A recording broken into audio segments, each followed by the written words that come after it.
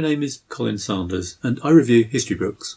I've been working my way through Gibbon's Decline and Fall of the Roman Empire, and I'm currently in the 6th century, in the middle of a chapter where Gibbon looks at the major barbarian powers circling around Justinian's empire, waiting for a chance to strike. In this episode, I look at the Persians. It is easy to forget that the biggest threat to the Roman Empire throughout its history was the Persians. We're reading a lot about all the barbarian inroads into the empire, and we know that the Western Empire was destroyed by the Goths and the Eastern one by the Turks, so it's easy to underestimate the Persians. Their behaviour was a bit more predictable than that of the nomadic tribesmen, but apart from that, they were potentially much more dangerous. They had the same ability that the Romans had of being able to put a large army in the field for a prolonged period of time. The big issue was always the balance of power between the two states. When the so-called universal peace had been declared between Justinian and the Persian great king Choesros, they had pretty much been on the level with each other. But Justinian had used the peace to expand into the west.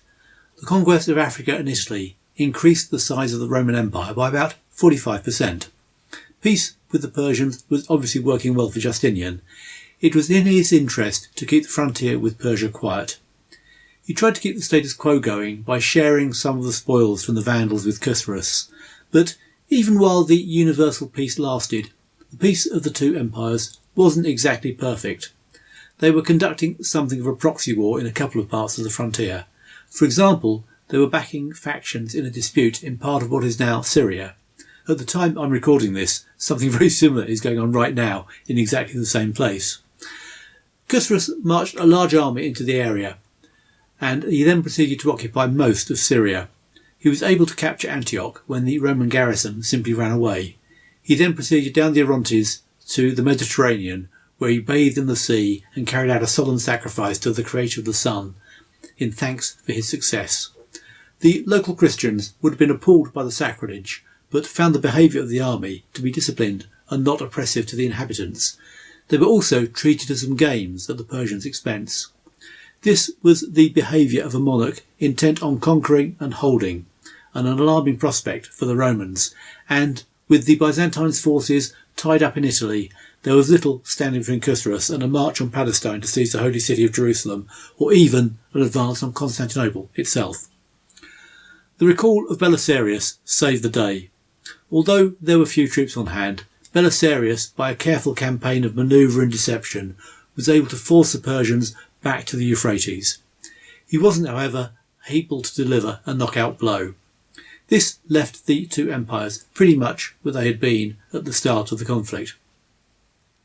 Gibbon does the Persians a great disservice by including them in the chapter that covers the state of the barbarian world. It is, as I'm sure the man himself would readily concede, not remotely fair to lump the ancient and highly organised Persian Empire with the uncivilised barbarians, but that is the only complaint any fair-minded but patriotic Persian could make, because the account of the remarkable reign of the very able Choesros is very positive to the Persians in general, and to Choesros in particular. It is one of those flukes of history that both Persia and Byzantium should be ruled by these men at this time. The similarities just shout out to be compared.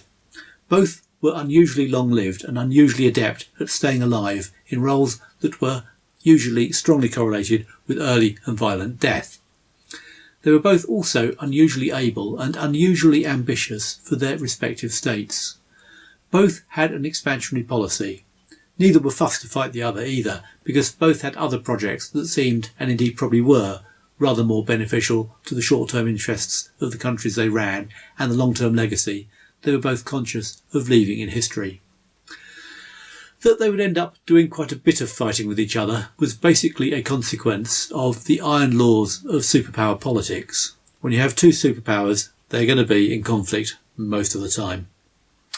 The comparison between the two men is generally in favour of Choesros. Both of them were notable for their willingness to reform and develop institutions and to build up the fabric of their empires. But Choesros did a lot more than Justinian managed. Where Justinian should be praised for the introduction of silk production to Constantinople, Choesros was responsible for widespread improvements in farming and education. And where Justinian was religiously orthodox and close-minded, Choesros was much more practical in ensuring that religious controversy did not cause any unnecessary unpleasantness. He supported the native Persian fire worship cult and also showed favour to the monophysite Christians. Gibbon misses one of his key reforms out, however.